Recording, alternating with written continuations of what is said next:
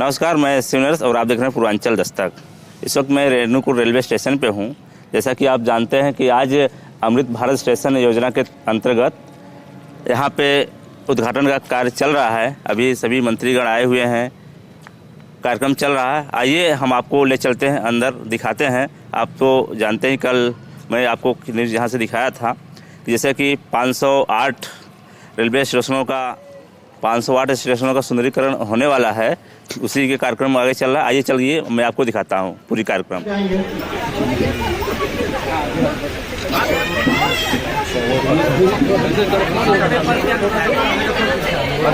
अरे जलालू भाई थोड़ा सा पीछे हो जाइए, पीछे हो जाइए, थोड़ा पीछे हो जाइए,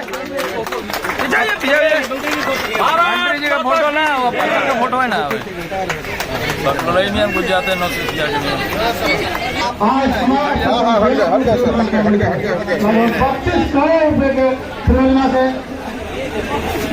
महानुभाव और मेरे प्यारे भाई और बहनों, विकसित होने के लक्ष्य की तरफ कदम बढ़ा रहा भारत अपने अमृत काल के प्रारंभ में नई ऊर्जा है, नई प्रेरणा है, नए संकल्प है। इसी आलोक में आज भारतीय रेल के इतिहास में भी एक नए अध्याय की शुरुआत हो रही है। भारत के करीब 1300 प्रमुख रेलवे स्टेशन अब अमृत भारत रेलवे स्टेशन के तौर पर विकसित किए जाएंगे। उनका पुनर्विकास होगा, आधुनिकता के साथ होगा। इसमें से आज 508 अमृत भारत स्टेशनों के पुनर्निर्माण का काम शुरू हो रहा है और इन 508 अमृत भारत स्टेशन के नवनिर्माण पर करीब 25,000 करोड़ रुपए खर्च किए जाएंगे। आप कल्पना कर सकते हैं, ये देश के इंफ्रास्ट्रक्चर के लिए,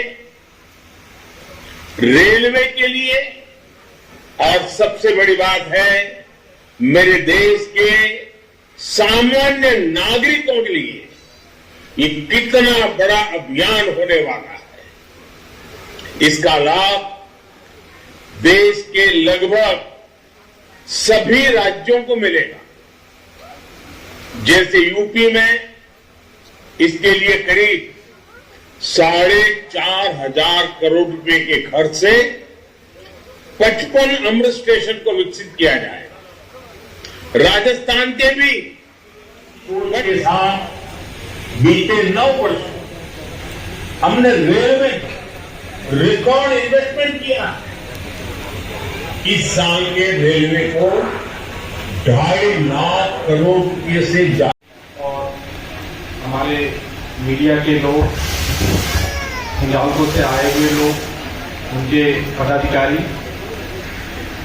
यहाँ से इस शहर के रहने वाले नागरिकगण, और धन्यवाद करना चाहता हूँ इस कार्यक्रम को सफल बनाने के लिए, जो आज प्रधानमंत्री जी के द्वारा 508 स्टेशनों का ये जो कार्यक्रम हुआ, जिसमें रेणुकूट का था।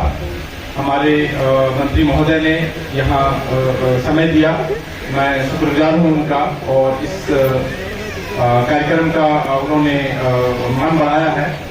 और इसी के साथ रेलवे परिवार की तरफ से धन्यवाद देते हुए इस कार्यक्रम की आप समापन की मैं घोषणा करता हूँ। धन्यवाद। क्या सुविधाएं प्राप्त होंगी नागरिकों को?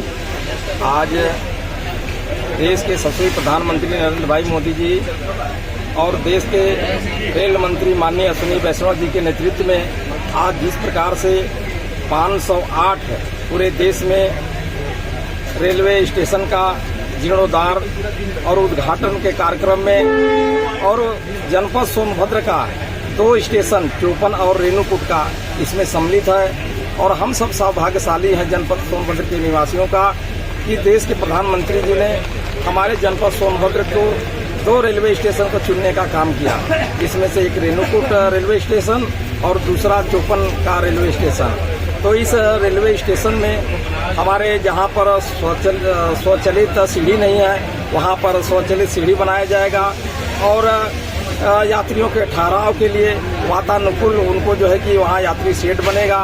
और हमारे जो दिव्यांग भाई बहन हैं, जो किसी प्रकार दिक्कत होता था, उनको दिव्यांगजनों को सुविधा के लिए उनको भी जो है कि इस तरह से व्यवस्था किया जाएगा कि वो भी आसानी से इस ट्रेन में सफ़र कर सकें। ये सुंदरीकरण होने के बाद इस पे ट्रेनें भी बढ़ेंगी?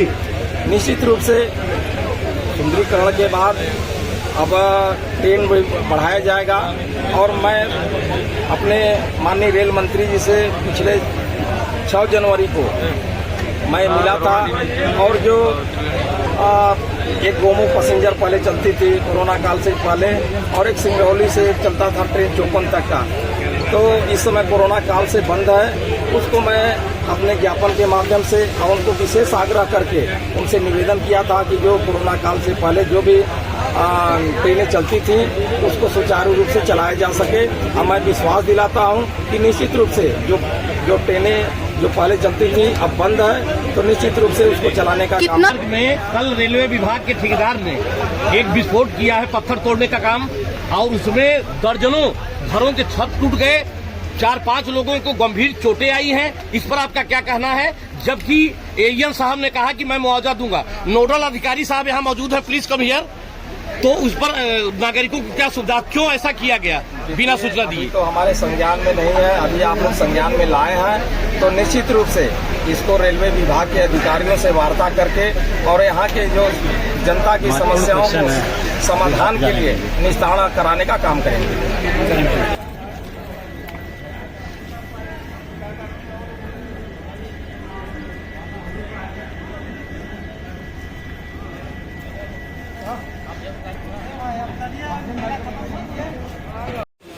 उसमें पक्ष विपक्ष सबका प्रतिनिधित्व होता है, लेकिन विपक्ष की